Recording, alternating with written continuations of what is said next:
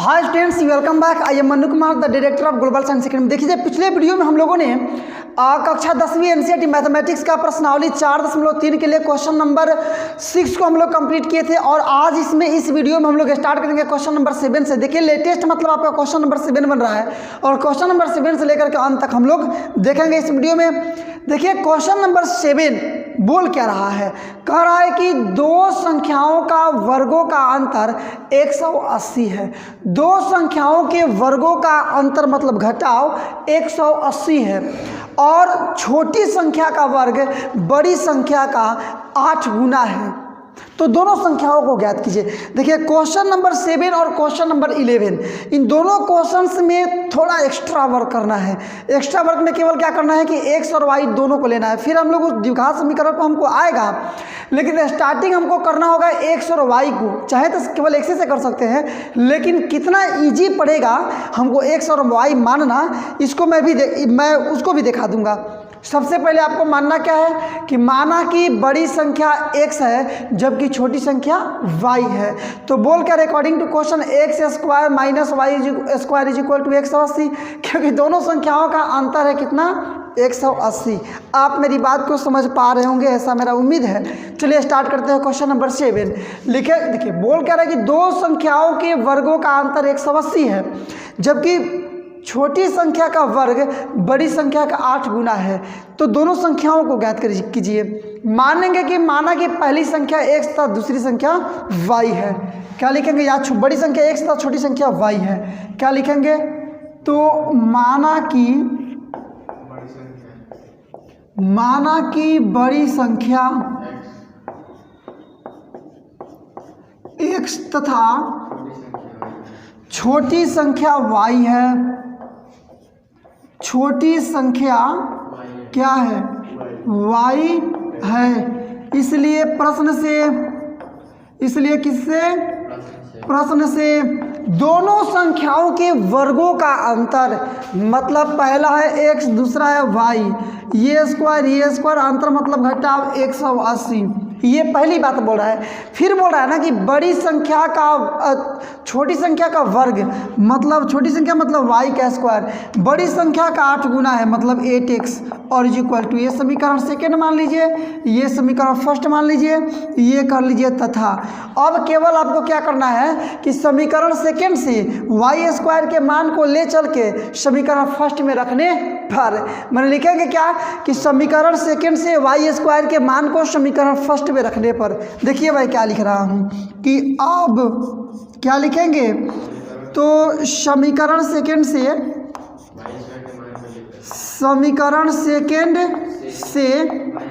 y² के मान को समीकरण फर्स्ट में रखने पर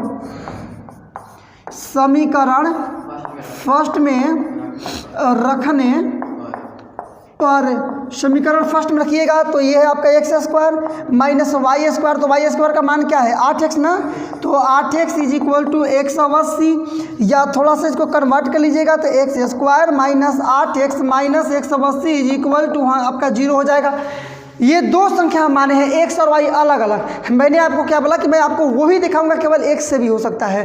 तो उसमें बड़ी संख्या मान लेंगे x, तो छोटी संख्या का वर्ग, दूसरा वाला कि छोटी संख्या का वर्ग डायरेक्टली निकालेंगे। छोटी संख्या का वर्ग इक्वल टू बड़ी संख्या का 8 गुना 8x।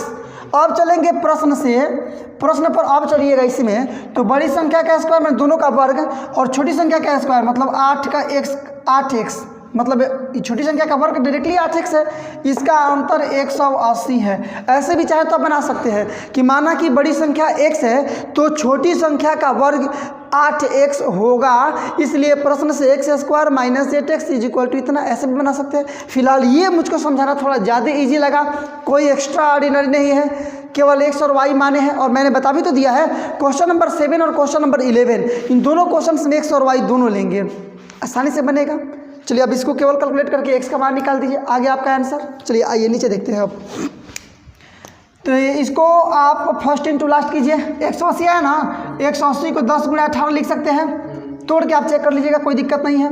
मतलब एक्स स्क्वायर प्लस में इसको कर लीजिए आप 10x minus 18x minus 180 is equal to 0।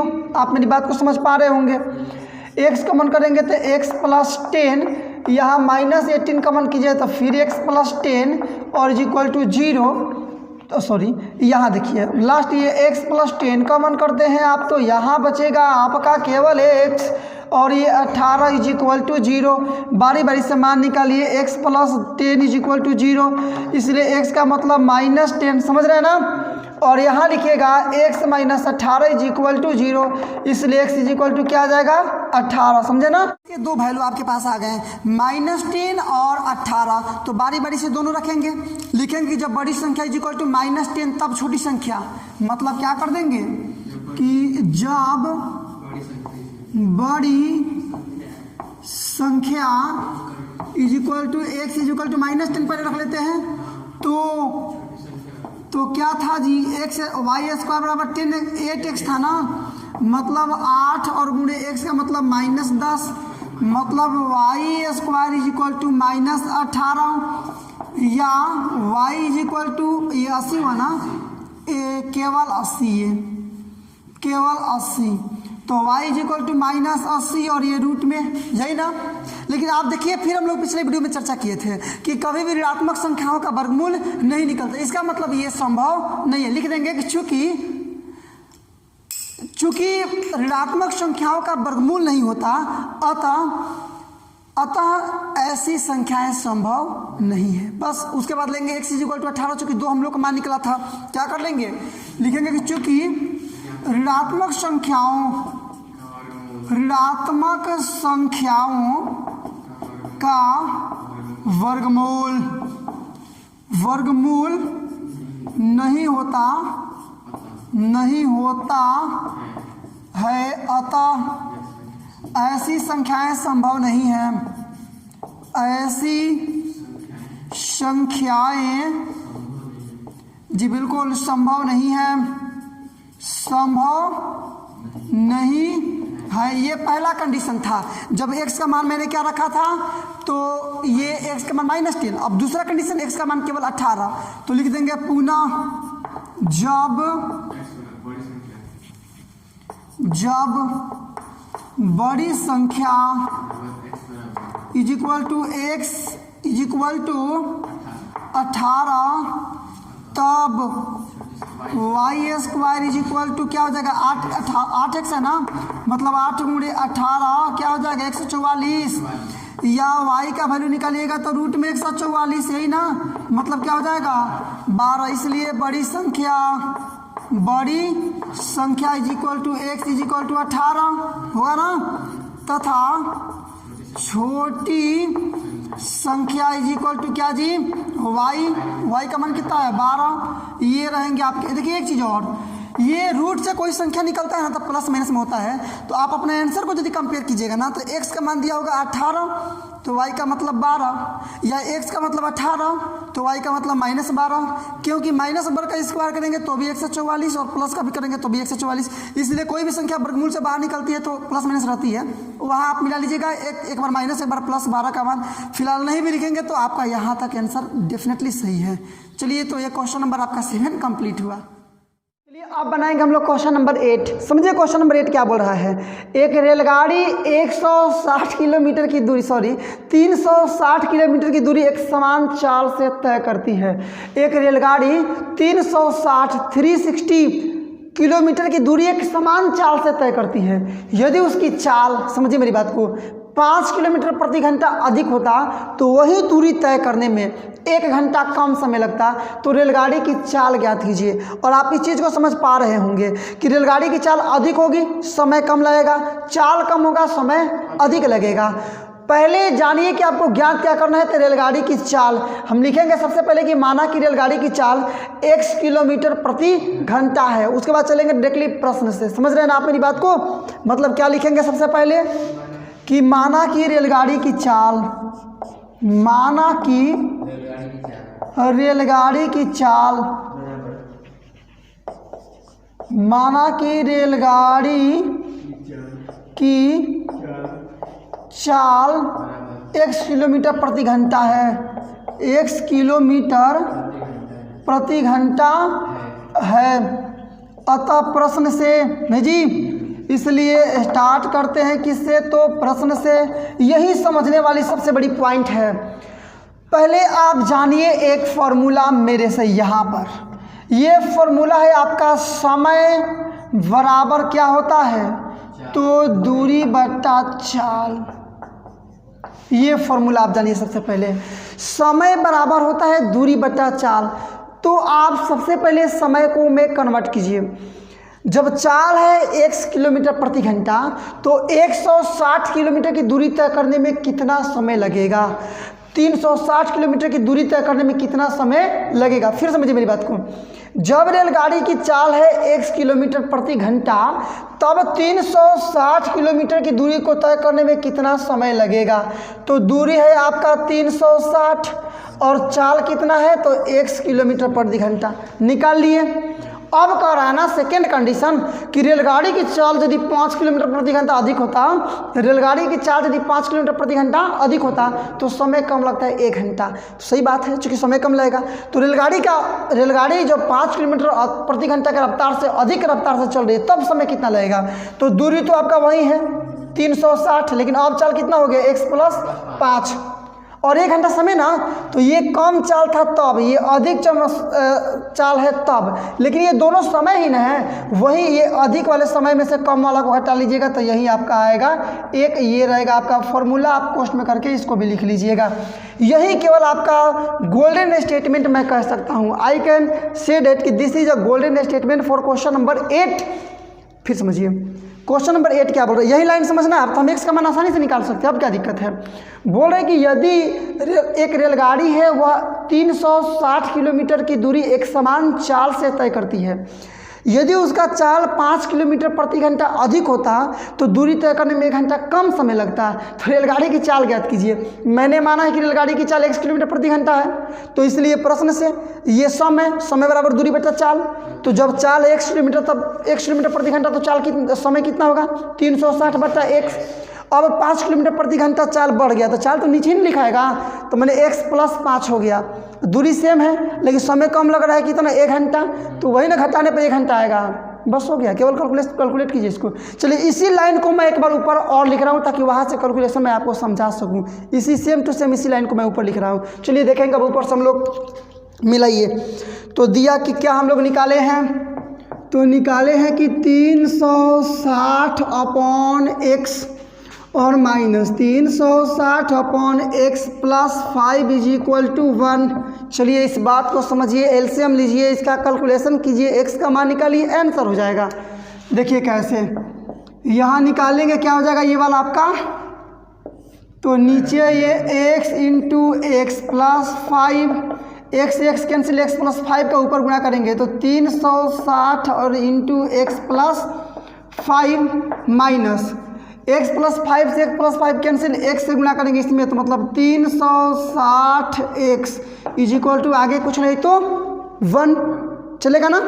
अब देखिए आगे स्टेटमेंट को कनेक्ट कीजिए, केवल ये मल्टीप्लाई कर दीजिए। 360 का x में करेंगे तो 360x प्लस गुणा कर लीजिए 0, 5 के 30 के 0 हाथ से 3 15 3 18 और माइनस में पहले से यहाँ पर है 360x और बट्टा में गुणा कर लीजिए x² + 5 = कुछ नहीं तो ऊपर ये तो आपका x है ना, मतलब x² + 5x। चलिए ये 360x प्लस में 360x प्लस में और ये 360x माइनस में, दोनों कट गया।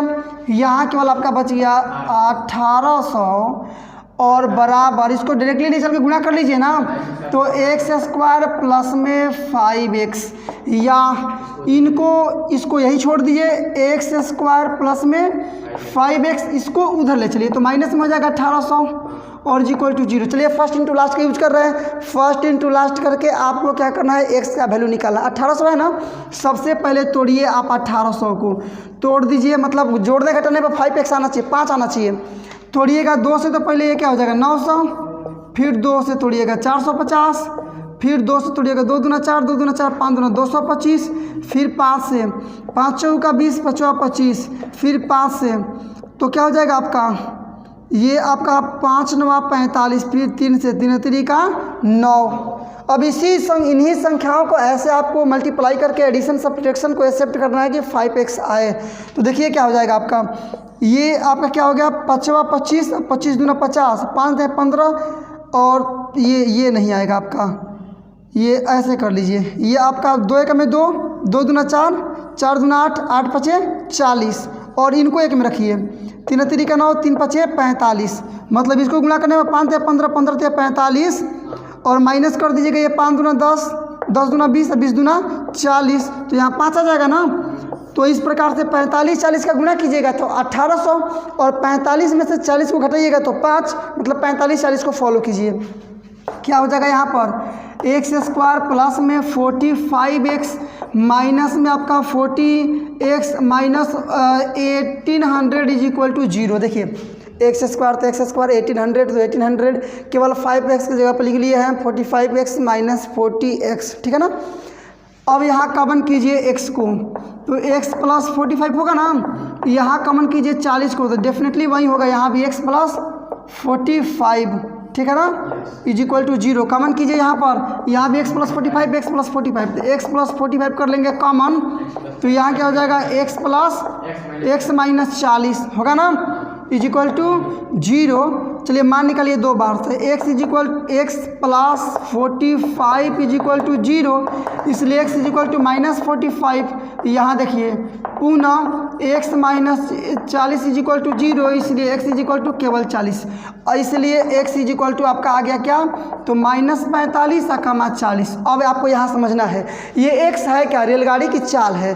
अब समझिए रेलगाड़ी की चाल ये निगेटिव कैसे हो सकती है, क्योंकि जब निगेटिव होगा इससे मतलब तो पीछे चलते जाएगा ना, वो निगेटिव तो चाल होता ही नहीं है, यदि पीछे भी चलेगा तो चाल पॉजिटिव भी होगा, मतलब चाल ऋणात्मक नहीं होगा, इसलिए चाल हम लोग क्या ले लेंगे 40 किलोमीटर प्रति घंटा और यही आपका आंसर रह जाएगा। मेरी बात को समझिए, रेलगाड़ी की चाल ऋणात्मक कहाँ से, तो इसलिए हम लोग माइनस 45 को नहीं लेंगे, केवल 40 को लेंगे आंसर। तो लिखेंगे यहाँ पर कि चूंकि चाल ऋणात्मक नहीं होगा अतः रेलगाड़ी का चाल is equal to x kilometre प्रति घंटा इज इक्वल टू 40 किलोमीटर प्रति घंटा। आपका आंसर कंप्लीट।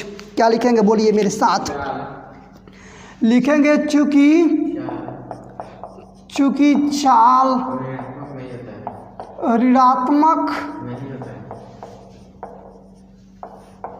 नहीं होता है अतः रेलगाड़ी की चाल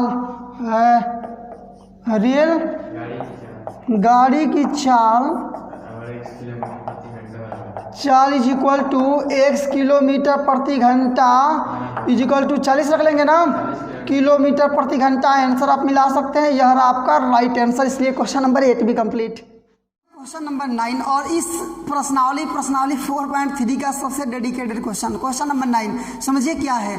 2 नल एक हौज को एक साथ भरने में 9 पूर्णांक क्या है आपका कि 9 पूर्णांक 3/8 घंटा समय लेते हैं। 2 नल हैं और 9 पूर्णांक 3/8 मतलब 8 9 72 और 3 75/8 घंटे। फिर मेरी बात को समझिए, 2 नल एक हौज को एक साथ भरने में, पहले देखिए बहुत अच्छी तरह से आपको रिमेंबर हो जाना चाहिए क्वेश्चन, केवल रिमेंबर ही नहीं, रिमेंबर विद अंडरस्टैंडिंग। दोनों आपका कॉम्प्लेक्स बनना चाहिए। यदि आपका दोनों कॉम्प्लेक्स हो गया, आपने रिमेंबर भी किया और अंडरस्टैंडिंग भी किया, तब समझिए क्वेश्चन आप बहुत अच्छी तरह समझेंगे और बना भी सकते हैं। देखिए क्या बोल रहा है कि 2 नल एक हौज को एक साथ भरने में, समझिए मेरी बात को, 2 नल एक हौज को एक साथ भरने में 9 पूर्णांक 3/8 घंटे का समय लेते हैं। यदि बड़े व्यास वाला नल, मतलब एक का पाइप मोटा है एक का पाइप पतला है, तो बड़ा व्यास वाला नल हौज को अकेले भरने में छोटे व्यास वाले नल के तुलना में 10 घंटा कम समय लेता है। तो प्रत्येक नल के द्वारा हौज को अलग अलग भरने में लगे समय को ज्ञात कीजिए। मतलब कि कम व्यास वाला नल हौज को अकेले भरने में कितना समय लेगा और उसके बाद से अधिक व्यास वाला नल हौज को भरने में कितना समय लेगा। समझ सके हैं आप क्वेश्चन को। लास्ट अपॉर्चुनिटी मैं आपको दूंगा और लास्ट बार इस क्वेश्चन को मैं एक बार और समझाऊंगा। दो नल एक साथ एक हौज को 9.3/8 घंटे में भरते हैं, मतलब 75/8 घंटे में भरते हैं। कम व्यास वाला अधिक व्यास वाला नल, मतलब बड़े व्यास वाला नल कम व्यास वाले नल के तुलना में अकेले हौज को भरने में 10 घंटा कम समय लेता है।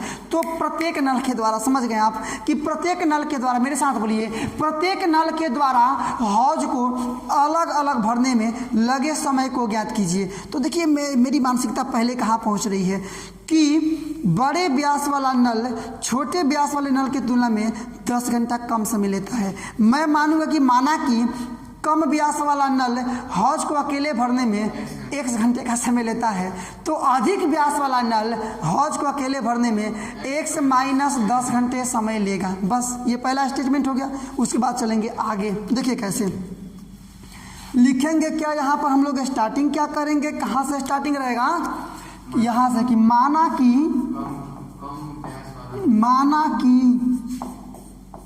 कम व्यास वाला नल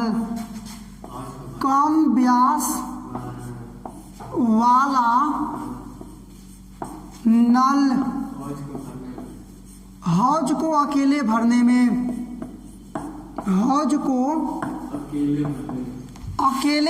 में मिला लीजिएगा, अकेले भरने में कितना 1 घंटे का समय लेता है,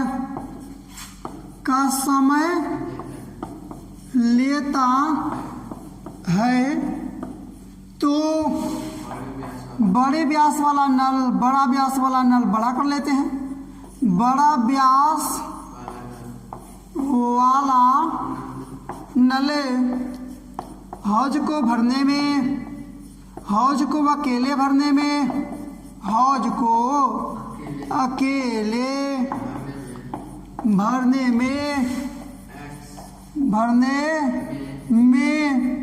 X -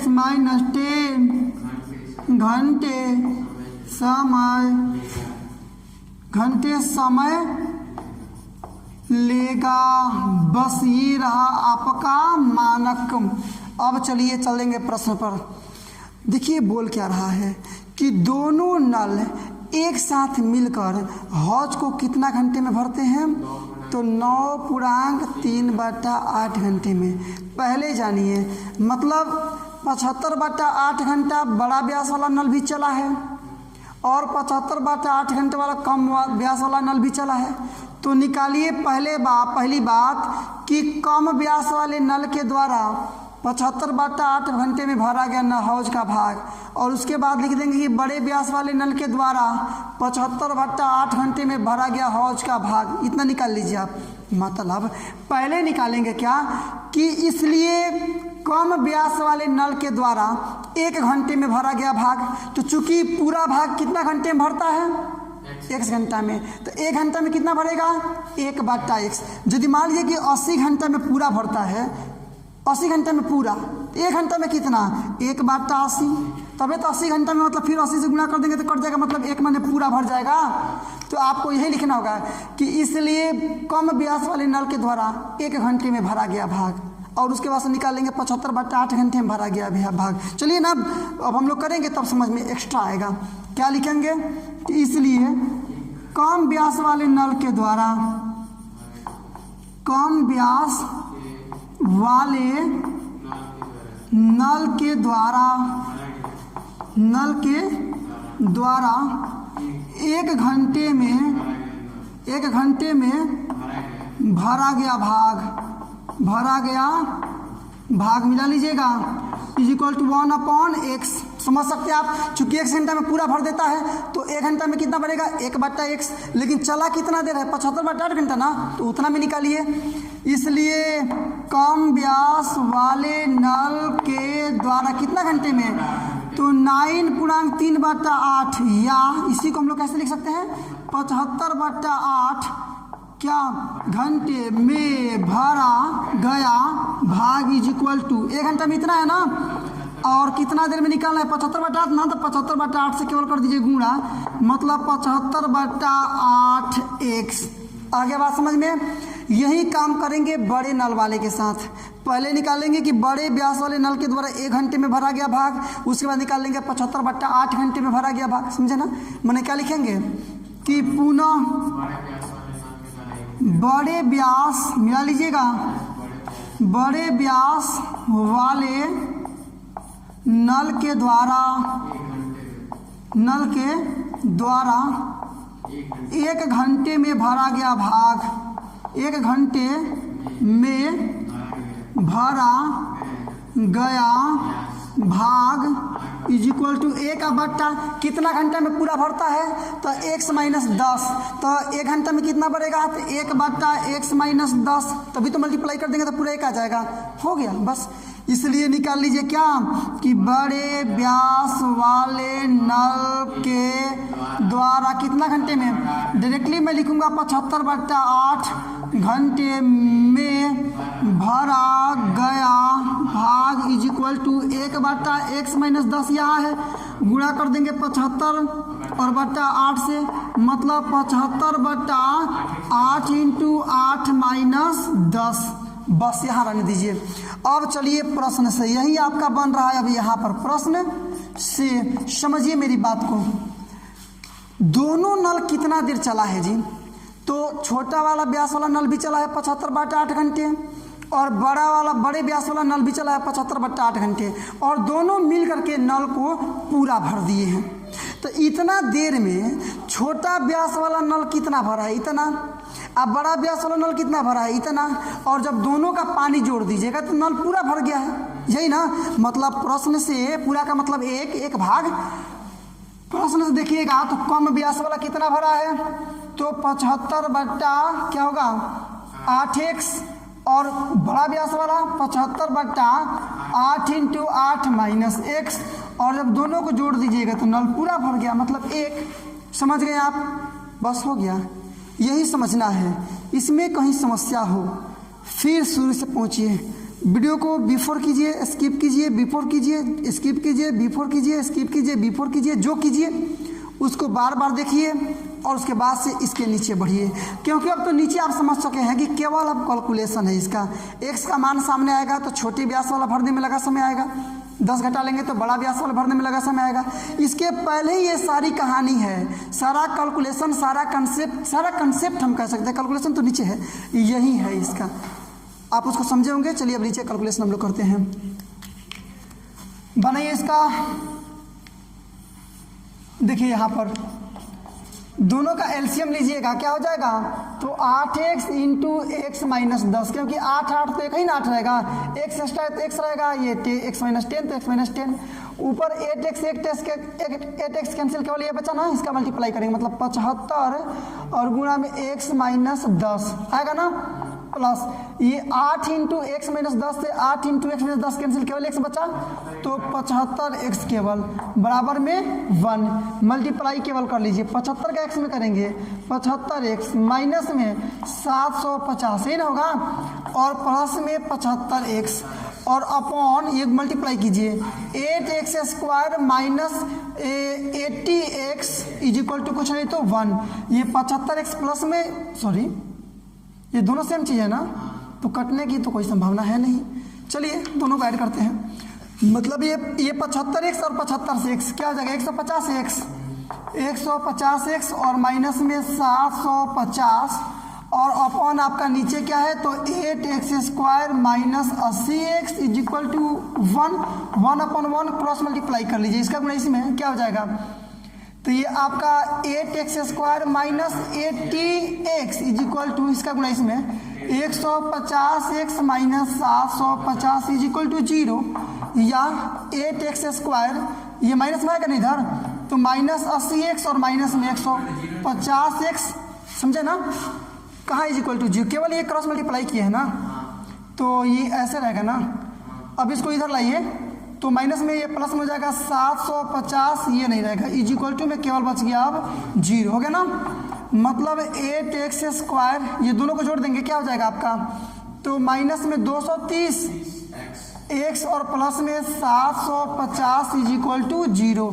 ये आपका द्विघात, चलिए 2 कॉमन कर लीजिए, 2 कॉमन हो जाएगा दोनों में से। चलिए ऊपर चलते हैं, केवल 2 कॉमन करेंगे बस, और कुछ नहीं, केवल 2 कॉमन करना है हम लोग को। चलिए ऊपर चलते हैं, 2 कॉमन कीजिएगा यहाँ पर, तो आप मिला लीजिएगा खुद से स्किप करके कि यहाँ हो जाएगा आपका 4x² और माइनस में 2 एकम में 2, 2 एकम में 2 और 5 दूना 10, मतलब 115x और प्लस में ये 3 दूना 6 होगा ना, 1 7 दूना 14, 1 और 5 दूना 10 इज इक्वल टू आपका 0। बस ये तो आपका आया। चलिए इसको रख लीजिए, इसको भेज देंगे 2 को, तो यहाँ मल्टीप्लाई हो जाएगा, डिवाइड हो जाएगा, 0 में डिवाइड करेंगे, 2 से डिवाइड करेंगे 0, फिर 0 आ जाएगा। मतलब 4x² माइनस 115x और प्लस में 375 इज इक्वल टू आपका 0 हो गया। अब फर्स्ट इंटू लास्ट कीजिए, कैलकुलेशन कीजिए, x का मान फाइंड कीजिए। चलिए तो 4 का गुणा इसमें करेंगे ना, तो आएगा 4 का गुणा 5 चौका 20 के 0 हासिल 2, 5 7 चौके 28, 30, 3 बचा, 4 3 12, 3 15। इसको ऐसे तोड़िए कि जोड़ने घटाने पे 115 आए। तो लीजिए ना 100 और 15 ले लीजिए, 100 और 15 गुणा करेंगे तो आ जाएगा 1500 और 100 और 15 जोड़ेंगे तो आ जाएगा 115। मतलब यहाँ 4x² छोड़ दीजिए, यहाँ प्लस में 375 छोड़ दीजिए इज इक्वल टू 0। केवल 15x की जगह पर यहाँ कर सकते हैं हम लोग कि माइनस में 100x और माइनस में 15x, बस हो गया। आइए कॉमन कीजिए, आप दोनों जगह क्या कॉमन कर ले, 4 कॉमन कर लेना, 4 कॉमन कर लेते हैं तो 4x कॉमन कर लीजिए, तो ये x माइनस 25 चौका 100, यहाँ माइनस 15 कॉमन कीजिए तो केवल x माइनस 25 चौका 15 बराबर 0। गुणा करेंगे 15 का, इसमें 15 दूना 15 5 75 हासिल 7 15 दूना 30 7 37 कॉमन कीजिए, तो यहाँ x माइनस कर लेंगे 25 कॉमन, यहाँ बच जाएगा आपका केवल 4x minus 15 is equal to आपका 0 आया ना। अब देखिए यहाँ पर ऐसे देखिए, तो बारी बारी से निकाल लेंगे। पहले कीजिए x minus 25 is equal to 0, इसलिए x इज इक्वल टू क्या हो जाएगा प्लस में 25। यहाँ पुनः देखिएगा तो 4x minus 15 is equal to 0, या x का मान निकालिएगा माइनस में 15 उधर प्लस में 15 और बट्टा में ये 4। अब यहाँ समझिए, डायरेक्टली मैं आपको समझा रहा हूँ, यदि बड़े छोटे व्यास वाला रख दिए आप 15/4 रख दिए तो बड़ा व्यास वाला क्या हो जाएगा 10 घंटा कम, मतलब 15/4 और माइनस 10 बड़ा व्यास वाला ये, मतलब 15 माइनस 40/4 मतलब माइनस में 25/4। क्या समझे आप, छोटा व्यास वाला रखें, छोटा व्यास वाला मान लीजिए नल भर रहा है 15/4 घंटे में, तो बड़ा व्यास वाला माइनस 25/4 घंटे में। ये समय ऋणात्मक कहाँ से आ गया। यदि मान लीजिए बड़ा कोई दूसरा नल चलबे नहीं किया है, स्टार्ट नहीं किया गया है, तो 0 समय है, स्टार्ट होगा तो समय बढ़ेगा ना, तो माइनस में कहा, माइनस की तो कल्पना ही की जा सकती है, इसलिए हम लोग x का मान ये नहीं लेंगे। आप चाहें तो लिख भी सकते हैं कि x का मान 15/4 अमान्य है, तो इसलिए मान्य क्या है 25, क्योंकि 25 में से तो 10 घटाएंगे तो 15 आएगा ना, इसका मतलब बड़ा वाला भी प्लस में छोटा वाला भी प्लस में, तो ये 25 एक्सेप्टेड है और ये क्या बोलते हैं 15/4 रिजेक्टेड है। समझ सकते हैं आप इस चीज़ को, क्यों रिजेक्टेड है, इसके लिए ये इसका कारण है। हालांकि आपको ये लिखना नहीं, मैंने समझाने के लिए किया है, आपको केवल यहीं तक मैनेज करना है। हाँ क्रॉस लगा लीजिएगा, समझने वाला समझ जाएगा, या चाहे लिख लीजिएगा बड़ा पोस्ट में अमान्य, ठीक है ना।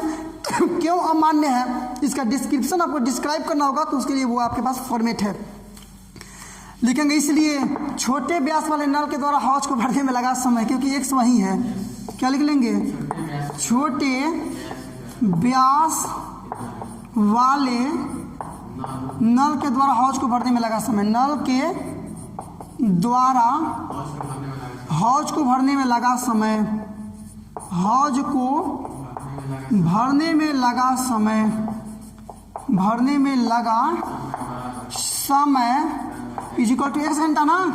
1 घंटा का मतलब क्या 25 घंटे, तथा मिला लीजिएगा बड़े व्यास वाले नल के द्वारा हौज को भरने में जगह समय is equal to x minus 10 मतलब 25 माइनस 10 मतलब 15 घंटे। आपका आंसर ये कंप्लीट। क्वेश्चन नंबर 9 जो कि सबसे डेडिकेटेड क्वेश्चन था, अंडरस्टैंडिंग वाला क्वेश्चन था, तो उसको हम लोग कंप्लीट किया। अब करेंगे क्वेश्चन नंबर 10। अब हम लोग देखेंगे क्वेश्चन नंबर 10। देखिए क्वेश्चन नंबर 10 बोल क्या रहा है। कह रहा है कि मैसूर और बेंगलुरु के बीच की दूरी है 132 किलोमीटर और इनमें यात्रा करने मतलब मैसूर से बेंगलुरु तक जाने में एक एक्सप्रेस गाड़ी सवारी गाड़ी से 1 घंटा कम समय लेती है। यदि एक्सप्रेस गाड़ी का चाल सवारी गाड़ी के चाल से 11 किलोमीटर प्रति घंटा अधिक हो तो दोनों की चाल ज्ञात कीजिए। यही आपका क्वेश्चन है। मतलब यदि मैं इसको बाई फिगर आपको समझाना चाहूँ तो ये रहा आपका मैसूर, ये रहा बेंगलुरु, इन दोनों की बीच की दूरी है 132 किलोमीटर।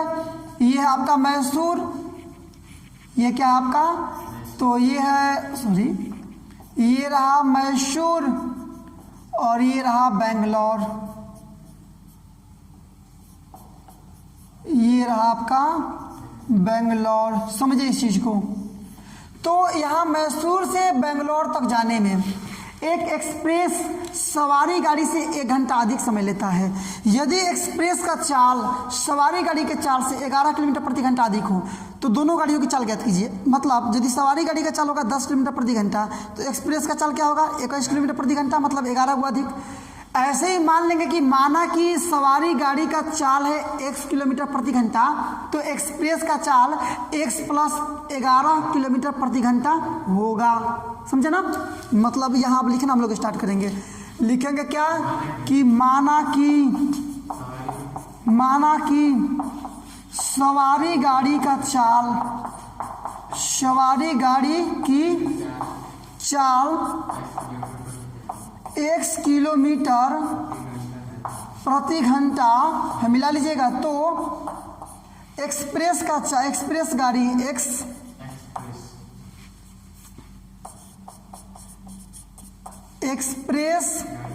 गाड़ी की चाल कितना होगी तो x प्लस 11 किलोमीटर प्रति घंटा होगी।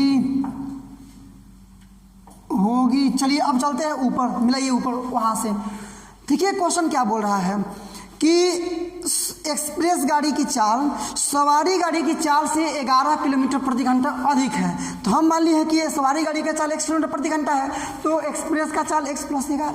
अब अकॉर्डिंग टू क्वेश्चन प्रश्न से चलिए, एक्सप्रेस गाड़ी सवारी गाड़ी से 1 घंटा कम समय लेती है। मतलब एक्सप्रेस कितना समय लेगा तो दूरी है आपका कितना कि चलेंगे यहाँ हम लोग प्रश्न से फिर वही काम मैं करूँगा। समय बराबर दूरी बट्टा चाल, समय बराबर दूरी बट्टा चाल, इसी फॉर्मेट को हम लोग फॉलो करेंगे। समय बराबर दूरी बट्टा चाल। देखिए तो देखिएगा दूरी बट्टा चाल, दूरी कितना है तो 132 किलोमीटर। सवारी गाड़ी कितना चाल कितना है x। एक्सप्रेस के लिए दूरी कितनी है 132, चाल कितना है x प्लस 11। आप खुद समझिए कि ये सवारी गाड़ी का चाल कम है ना, इसका मतलब ये अधिक समय लेगा। एक्सप्रेस का चाल अधिक है ना, इसका मतलब ये कम समय लेगा। कितना कम समय लेगा 1 घंटा। तो वही आप इसमें से घटा दीजिएगा तो आपका 1 घंटा आया, क्योंकि ये दूरी बट्टा चाल समय है, सवारी गाड़ी के द्वारा तय करने में लगा समय है। ये भी दूरी बट्टा चाल मतलब एक्सप्रेस गाड़ी के द्वारा समय लगा है तय करने में, दूरी को तय करने में लगा समय है। और घटा लेंगे तो चूंकि ये ज़्यादा लग रहा है तो वहीं बोली क्वेश्चन आपका बोल रहा है प्रश्न से कि 1 घंटा कम है 1 घंटा अधिक है तो 1 घंटा कर दिए। बस इसी को केवल आपको करना है कैलकुलेशन, और कैलकुलेशन करके मान निकालना है x का। जो x का मान आएगा वो चाल होगा आपकी सवारी गाड़ी का और उसमें 11 जोड़ देंगे, वो आपका चाल होगा एक्सप्रेस गाड़ी का। Answer complete. चलिए तो इसी चीज़ को मैं अब करके दिखाऊंगा। कैलकुलेशन इसका कीजिए। यहाँ एलसीएम लेंगे तो x इंटू एक्स प्लस 11 ऊपर x कैंसिल, इसका गुणा करेंगे मतलब 132 into x plus 11 minus x plus 11 से x प्लस 11 कैंसिल, x से इसमें गुणा कर देंगे मतलब 132 x इज इक्वल टू कुछ नहीं तो 1। चलिए मल्टीप्लाई कीजिए, 132 का x में गुणा करेंगे तो 132x प्लस 11 दूना 22, 11 33 और 2 35, 3 बचा 11 में 11 और 3 14 माइनस 132x और बट्टा में गुणा कर लीजिए, x square plus 11 x is equal to कुछ नहीं तो 1, ये माइनस में ये प्लस में कैंसिल, क्रॉस मल्टीप्लाई कर लीजिए, इसका गुणा 1 में करेंगे तो ही रह जाएगा, x square plus 11x is equal to केवल 1452 का नीचे करेंगे तो 1452। चलिए यहाँ लाइए, x square plus 11x minus 1452 is equal to 0। अब केवल करना है आपको केवल यूज करना है फर्स्ट इंटू लास्ट का, और इसका गुणनखंड करके मान आपको निकाल देना है किसका, x का। लास्ट 1 का गुणा करेंगे 1452 में तो 1452 ही रह जाएगा। इसको तोड़ेंगे और तोड़ने के बाद तोड़ना आप लोग जानते हैं, आएगा आपका 44 और गुणे में 33, तोड़ लीजिएगा 11 से, गुणा करेंगे 44 और 33 का तो 1452 आ जाएगा, और घटाइएगा 44 में से 33 को तो 11x आ जाएगा, नहीं आ गया। मतलब यहाँ आप कर सकते हो x square plus 44x minus में 33x minus 1452 is equal to में 0 आया ना। चलिए x का मान कीजिए, तो ये x प्लस 44 और माइनस 33 कमन कीजिए, फिर x प्लस 44 आप मिला लीजिएगा, मल्टीप्लाई कीजिएगा उतना आ जाएगा, कमन कीजिएगा x प्लस 44, तो x प्लस 44 कमन करेंगे तो यहाँ बच जाएगा केवल x और माइनस में 33 इज इक्वल टू 0, मिला लीजिएगा, समझे ना। अब चलिए बारी बारी से मान निकालिए, मतलब पहले करेंगे x plus 44 is equal to 0, इसलिए x का मान निकालेंगे माइनस 44, यहाँ आइए x minus 33 is equal to 0, इसलिए x इज इक्वल टू केवल प्लस में 33, यहाँ कर लीजिए पुनः।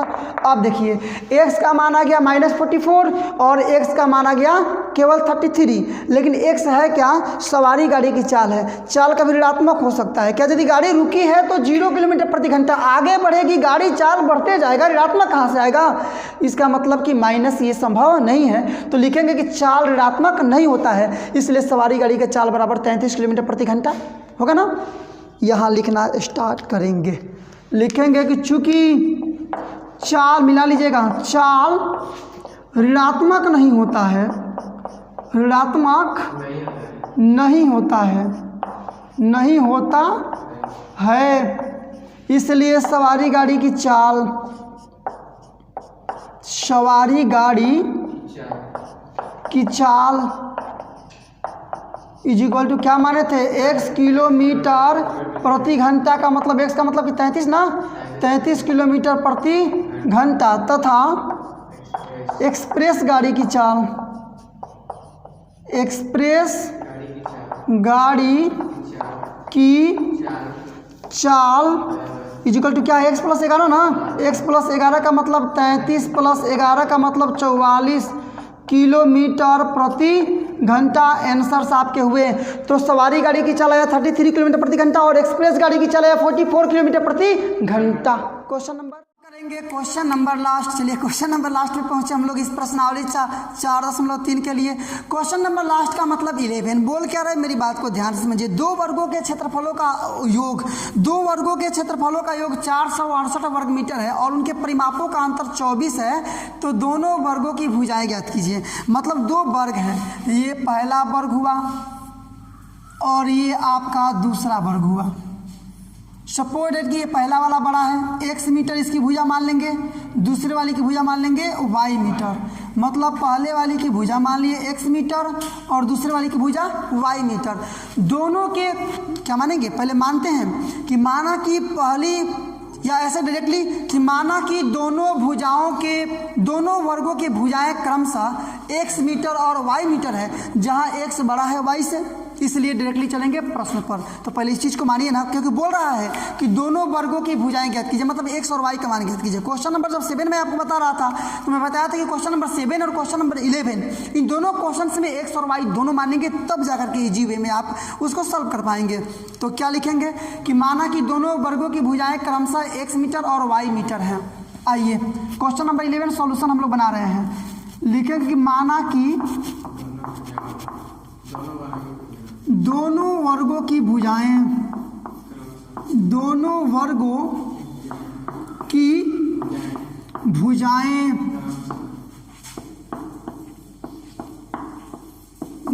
क्रमशः x मीटर तथा y मीटर है, होगा ना। जहाँ देख ली, हाँ ऐसे लिख लीजिए और अच्छा रहेगा। जहाँ x बड़ा है, x is greater than y, ठीक है ना। इसलिए प्रश्न क्या बोल रहा है कि दोनों के क्षेत्रफलों का योग 468 वर्ग मीटर है। वर्ग के क्षेत्रफल के लिए फॉर्मूला क्या है, भुजा स्क्वायर। तो पहला का भुजा क्या है, x क्षेत्रफल x स्क्वायर, दूसरे की भुजा है y क्षेत्रफल y स्क्वायर, प्लस कर देंगे 468 वर्ग मीटर, यूनिट नहीं लिखेंगे और अच्छा रहेगा। ये इक्वेशन आपका फर्स्ट। पुनः देखिए क्या बोल रहा है कि दोनों के परिमापों का अंतर, परिमाप क्या होता है, वर्ग का परिमाप, समझिए मेरी बात को, वर्ग का परिमाप 4 गुणे भुजा। तो पहले का परिमाप 4 गुणे भुजा का मतलब x, दूसरे का परिमाप मतलब 4 गुणे भुजा का मतलब y, और दोनों का घटा आपका 24। या इसको सॉल्व कीजिएगा, 4 कॉमन कर लीजिए, x minus y is equal to 24, कटा लीजिए इसको 6 बार में ना, इसलिए x का मान निकालिएगा, सॉरी y का मान निकालिए, यहाँ डायरेक्टली y का मान निकालिए। तो ये x पहले रहेगा, इधर ये -6 होगा ना। समीकरण सेकेंड हो गया। अब समीकरण सेकेंड से y के मान को ले चल के समीकरण फर्स्ट में रख देंगे, आपका निकल जाएगा मान द्विघात, आपका आ जाएगा द्विघात समीकरण। उसके बाद फर्स्ट इंटू लास्ट में करके उसका कैलकुलेशन करके आंसर निकाल लेंगे।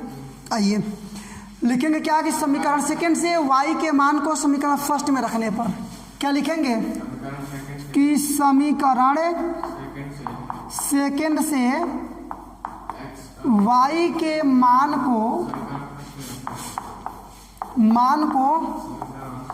समीकरण फर्स्ट में क्या करने पर, तो रखने पर, समीकरण फर्स्ट में रखिए इसके मान को। तो वहाँ x square plus y square ना, तो y का मतलब x माइनस 6 और स्क्वायर, तो स्क्वायर इज इक्वल टू 468। बस अब इसको कैलकुलेट करके x का मान केवल निकाल लेना है आपको। ये x square plus a minus b के whole square, a minus b का whole square equal to a square minus 2ab plus b square. A का मतलब x और बी का मतलब 6, फॉर्मूले बैठे इसको एक्स स्क्वायर और माइनस 2 गुणे ए गुणे b plus b square is equal to 468। चलिए यहाँ x square 2x square minus 6 गुना 12x प्लस 6 चौवा का 36, इधर ला लीजिए माइनस में 468 इज इक्वल टू 0।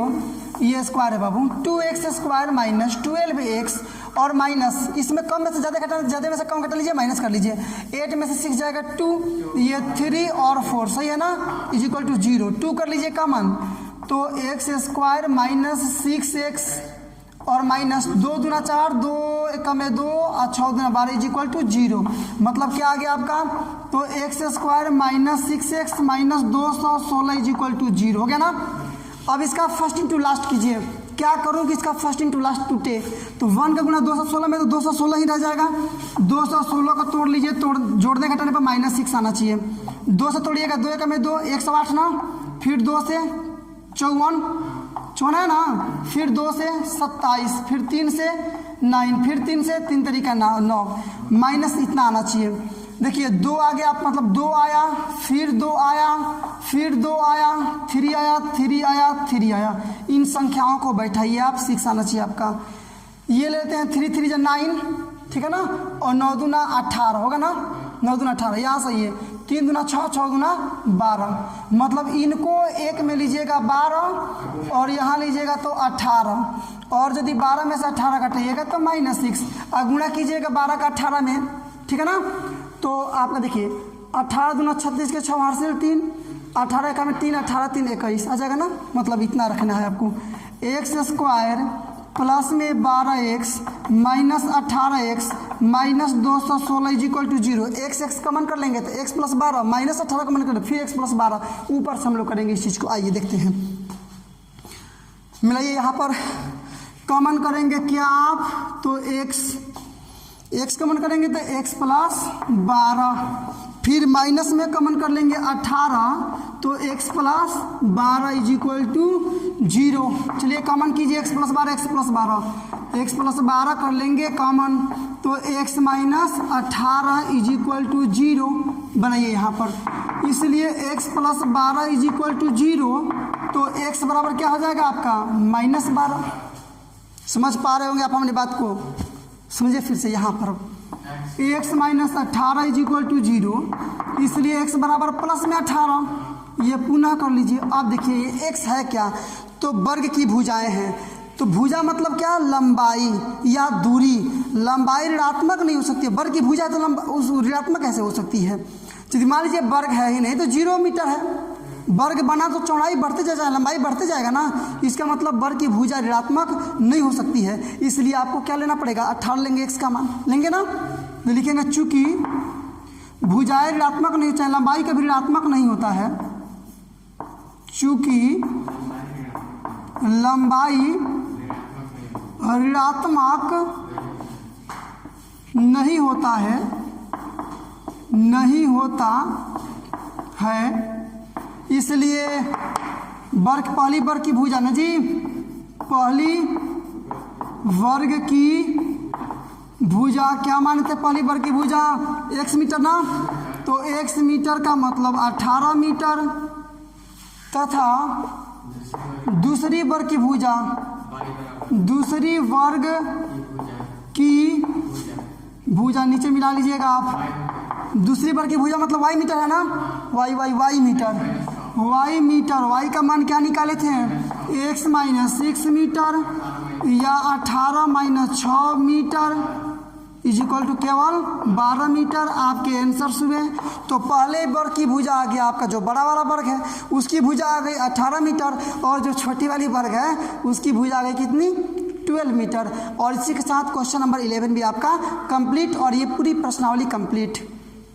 तक देखने के लिए आपका बहुत बहुत धन्यवाद। ऐसे ही लगातार नॉन स्टॉप और हाई लेवल एजुकेशनल वीडियो को पाते रहने के लिए सब्सक्राइब कर डालो इस वर्ड लेवल एजुकेशनल चैनल को। और यदि आपने चैनल को सब्सक्राइब कर लिया तो वाकई में आपने काफी उत्साहवर्धक, उत्तेजक और प्रेरक कार्य किया है। अब एक काम और आपको करना है, लाइक करो इस वीडियो को, ताकि पता चले कि दुनिया को इस प्रकार की वीडियोज लाइक हैं। और इसके बाद से all your social media group like WhatsApp, Facebook, Instagram इत्यादि पर शेयर करो इस वीडियो को, ताकि पता चले कि दुनिया को अब पता चले कि इस प्रकार के एजुकेशनल वीडियो अब यूट्यूब पर आने स्टार्ट हो गए हैं। और बोर्ड एग्जामिनेशन की तैयारी करने वाले विद्यार्थी घर पर बैठ करके ही उत्साहवर्धक और संतोषजनक तैयारी कर सकते हैं। तो चलिए आज के लिए बस केवल इतना ही, मिलते हैं अब अगले वीडियो में कुछ नए प्रश्न के साथ, कुछ नए एनर्जी के साथ, कुछ नए मुद्दे के साथ। तब तक के लिए बेस्ट ऑफ लक, जय हिंद।